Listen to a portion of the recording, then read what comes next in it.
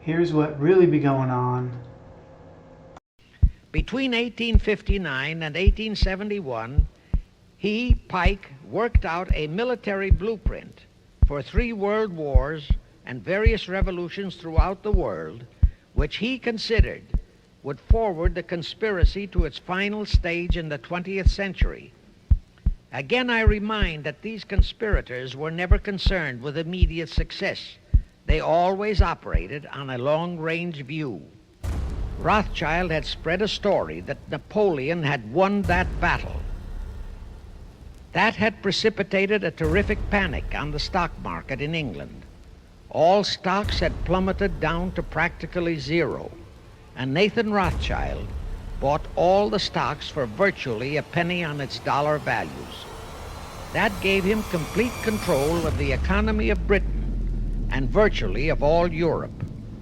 So immediately after that Congress in Vienna had boomeranged, Rothschild forced Britain to set up a new Bank of England, which he absolutely controlled. Exactly as later, through Jacob Schiff, he engineered our own Federal Reserve Act, which gave the House of Rothschild a secret control of the economy in the United States.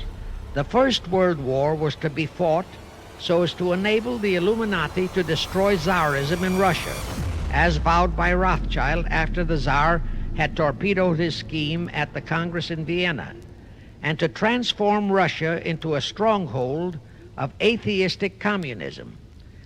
World War II, when and if necessary, was to be fomented by using the controversies between fascists and political Zionists. And here let it be noted that Hitler was financed by Krupp, the Warburgs, the Rothschilds, and other internationalist bankers, and that the slaughter of the supposed 600,000 Jews by Hitler didn't bother the Jewish internationalist bankers at all. That slaughter was necessary in order to create worldwide hatred of the German people and thus bring about the war against them. In short, this Second World War was to be fought to destroy Nazism and to increase the power of political Zionism so that the State of Israel could be established in Palestine.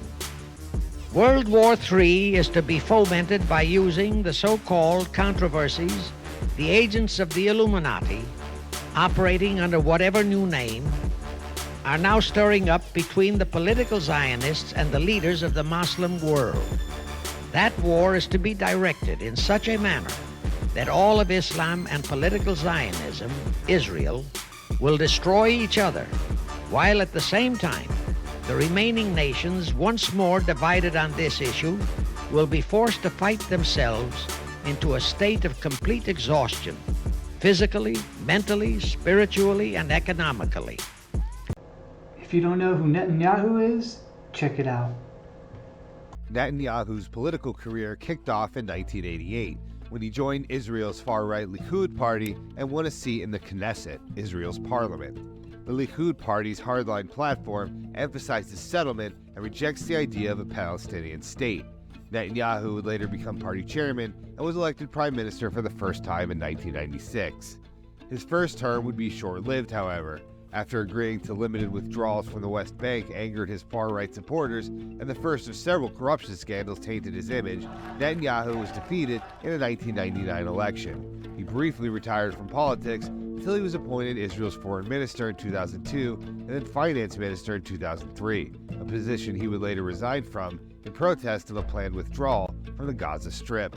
In 2009, Netanyahu regained control of the Likud party and was elected prime minister for a second time. He had agreed to a 10-month freeze on new settlement construction in the West Bank and appeared open to accepting a Palestinian state. Netanyahu would inevitably walk back this position, though he would vociferously deny the flip-flop. I never retracted my speech in Bar-Ilan University 6 years ago, calling for a demilitarized Palestinian state that recognizes the Jewish state. I don't want a one-state solution. I want a sustainable, peaceful two-state solution, but for that, circumstances have to change. At the same time, a new administration in the U.S., led by President Barack Obama, began to butt heads with Netanyahu. While still maintaining U.S. support and allyship, Obama pressured Israel into peace talks and condemned Israel's construction of a large Jewish housing development in East Jerusalem. A low point in the relationship between the two leaders came in March of 2015 when Netanyahu addressed Congress and spoke against negotiations with Iran over its nuclear program. The same year, Netanyahu stoked more controversy by falsely claiming that the idea to murder 6 million Jews during the Holocaust was not Adolf Hitler's, but rather the Grand Mufti of Jerusalem, Haj Amin al-Husseini. This shocking claim showed the world the depths to which Netanyahu would sink in order to demonize Palestinians and sell himself as the only leader who can provide safety. Hitler didn't want to exterminate the Jews at the time, he wanted to expel the Jews. And Haj Amin al-Husseini went to Hitler and said, if you expel them, they'll all come here. He said, burn them. Netanyahu found a closer ally in Obama's orange successor, Donald Trump, encountering a kindred spirit in the nationalistic blowhard who stoked fear and division in order to remain in power. You called for the forces of civilization to confront the forces of barbarism.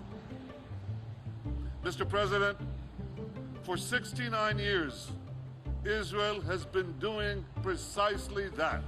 In another echo of Trump in 2020, Netanyahu was indicted for bribery, fraud, and breach of trust, a first for a sitting Israeli prime minister.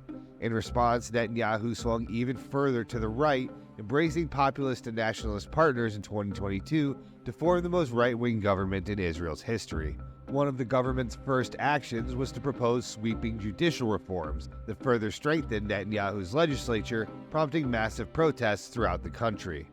All that brings us to today, where the Israel-Gaza war has upended the region and already unleashed mass suffering on those who live there.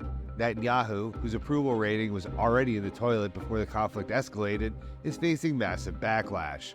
For a man once known as Mr. Security, many people in Israel are angry at Netanyahu and his coalition for either failing to keep the country safe or potentially allowing the attacks to happen as an excuse to retaliate with escalated violence against Gaza. Even his former sycophant Trump has turned on him. I'll never forget that Bibi Netanyahu let us down. Netanyahu is called the magician for his uncanny ability to survive scandals and controversies that would end the career of any other politician. As Israel continues its attacks on Gaza, home to 2 million people, Netanyahu remains in charge of a newly formed war cabinet. But when the dust is settled and the dead are counted, the magic that kept Netanyahu in power for 16 years might have finally run out. Listen to this chick spit. Instead of applauding Netanyahu, the U.S. should have been arresting Netanyahu and turning him over to The Hague to be tried for war crimes. And, you know, the U.S. is probably next on the docket here because we are egging him on. We're encouraging him. What Congress did was, you know, essentially to give him a complete blank check to keep going. And it was not long ago that the U.S. Congress and White House basically appropriated another $18 billion worth of F-15 fighter jets at U.S. taxpayer expense. And this was after, you know, the explosion of Israeli aggression in the south of Gaza. And Israel has just been on kind of a nonstop series of massacres. You know, talk about children and the deaths of children that Israel is supposedly defending. You know, Israel has been wiping out children, you know, to the tune of some 16,000 recorded deaths, but it's likely way more than that, far more, as indicated by the report from the Lancet journal, you know, 2 or 3 weeks ago, that a total of some 40,000 deaths is probably more like approaching 200,000 deaths, actually, considering, you know, how the numbers are counted and not counted. And among them, you know, are all these child-directed assaults, you know, on soccer fields, on schools, you know, on refugee centers. It's just shocking and horrific what's going on. And in the middle of that, the U.S. rewards Israel with another $18 billion worth of these F-15 fighter jets. So the U.S. has blood all over its hands, not just on its hands, but, you know, on its face, you know, from head to toe, basically. The U.S. is conducting this genocide. And we heard recently some, warm words for the suffering of the Palestinian people from Kamala Harris. But these are absolutely empty gestures, because the U.S. has the capability of stopping the genocide with a phone call or simply by curtailing the weapons, which, by the way, are illegal. It breaks 3 U.S. laws to be sending weapons to Israel at this point. So it's a simple matter to stop the flow of weapons and to even make the phone call saying, you're done. You are basically disarmed now and going forward, barring an end to the genocide and an end to the aggressive actions that Israel is taking in order to defend its right to conduct genocide. So this is all of this is being enabled and empowered and intensified by the U.S. So in my view, this is a time, to to double down, to arrest Netanyahu, to send him to The Hague, to stop the flow of weapons, and to actually join our campaign, which is challenging empire. Without a challenge, as Frederick Douglass said, power concedes nothing without a demand.